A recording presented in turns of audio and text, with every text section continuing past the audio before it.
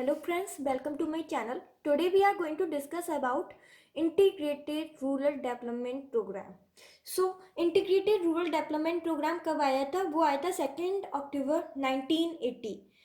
अब देखिए, अब ये बात ज़्यादातर ध्यान रखना कि जो भी ज़्यादातर जो प्रोग्राम है, मतलब हर प्रोग्राम नहीं, ज़्यादातर जो प्रोग्राम है वो ऐसी डेट पे आते हैं जब किसी बड़े चीज़ का, मतलब बड़ी हस्ती का कुछ दिन हो। जैसे 2 अक्टूबर को गांधी जी का जन्मदिन है, तो इसी समय इनने लॉन्च किया था, सरकार अपनी गवर्नमेंट ने लॉन्च किया था integrated rural development programme. Integrated rural development programme was launch in 2 October 1980. So, the concept of IRDP was first proposed and started in 1976 and 77 with the intention to end the multiplicity of programs of development through multiple agencies. It has the unified field instead of the multipurpose approach of the community development program. जो इसको किस intention से शुरू किया गया था, मतलब इनकी क्या इच्छा थी गवर्नमेंट की इस प्रोग्राम को शुरू करने के लिए।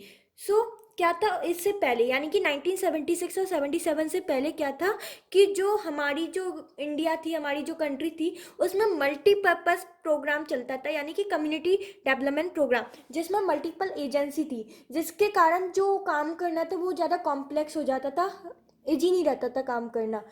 इसीलिए इन मल्टीप्लिसिटी को कम करने के लिए गवर्नमेंट ऑफ इंडिया ने लॉन्च किया integrated rural development programme in 1976 and 77।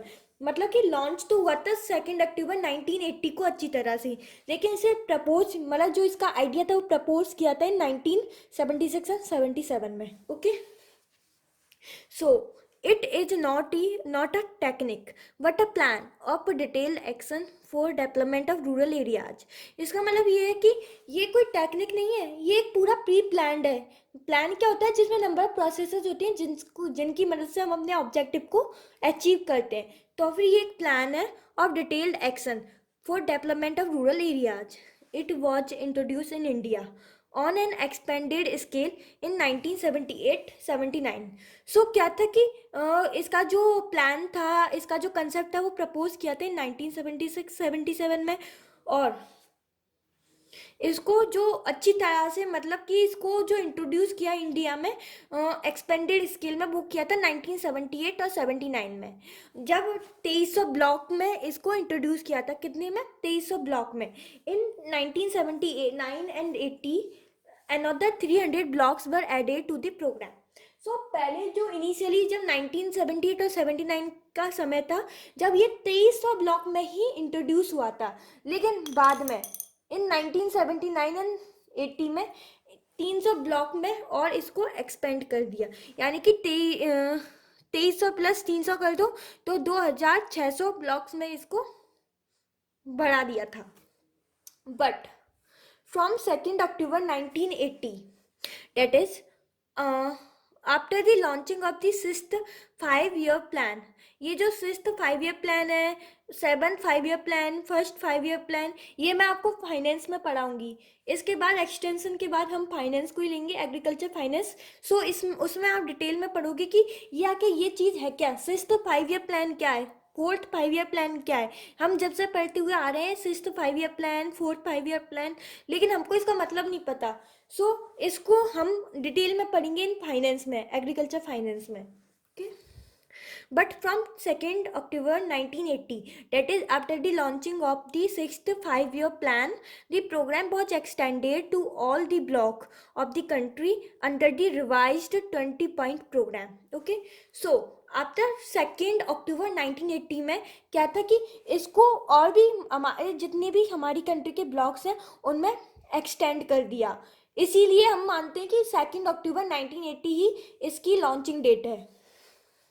Okay, अब और इसमें जो 20 पॉइंट्स हैं उनको और रिवाइज किया गया कि इसमें और क्या क्या चीज़ें आएंगी इस प्रोग्राम के अंदर। In each block 600 families were to be covered under programme and out of these, इस प्रोग्राम के अंदर क्या था, हमें किन किन फैमिली का डेवलपमेंट करना था, वो था 600 फैमिलीज तो कम से कम इसमें कवर्ड होनी चाहिए। और उनमें से प्रायोरिटी किसे दी जाएगी?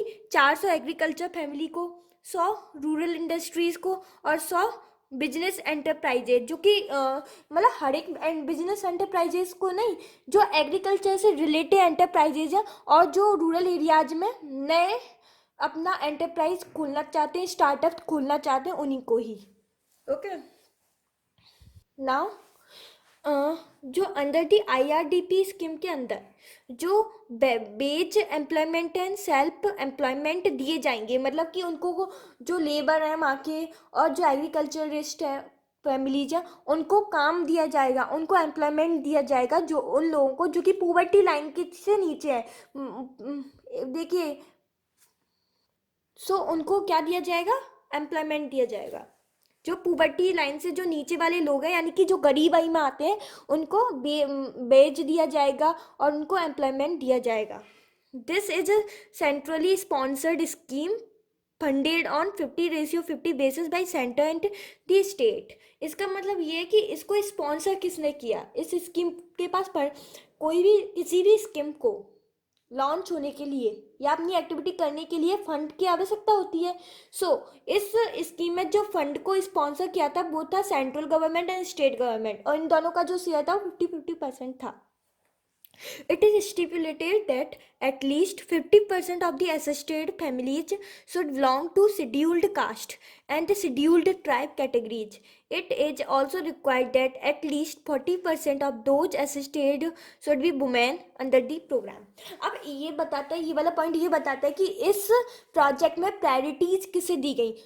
इस प्रोजेक्ट में प्रायोरिटीज उन्हें दी गई कि 50% जो सीट थी वो रिजर्व थी, किसके लिए, schedule caste and schedule tribe categories के लिए 50% सीट थी वो रिजर्व थी, और जो वुमेन्स हैं उनके लिए 40% सीट रिजर्व है। ठीक है, तो ये उनके लिए है। Any person who are below poverty line can avail the subsidy under the IRDP programme. ये उन गरीब लोगों को ये बहुत बड़ा फायदा हुआ कि अगर वो पॉवर्टी लाइन से नीचे हैं तो अभी वो सब्सिडी के लिए अप्लाई कर सकते हैं IRDP प्रोग्राम के अंदर। The target group comprises of small and marginal farmers, tenants, and the sharecroppers, landless, laborers, and rural artisans. अब ये पॉइंट क्या कहता है कि इस उनमें से भी जो टारगेट ग्रुप है जो कि सब्सिडी ले सकते हैं, जो गरीब लोगों में आते हैं, वो है small and marginal farmers. Marginal, देखिए सबसे कम लेवल होता है मार्जिनल फार्मर्स का, क्योंकि उनके पास ज़मीन तो पहले से ही बहुत कम होती है, लेकिन जो भी ज़मीन होती है उन पर उत्पत्ति यानी कि उत्पादन प्रोडक्शन वो भी बहुत कम होता है, इसलिए मार्जिनल फार्मर सबसे नीचे होते हैं। The target group comprises of small and marginal farmers, tenant and sharecroppers, landless laborers, and rural artisans.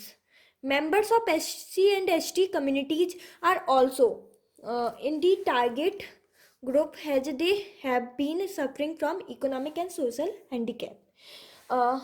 Wait 1 minute.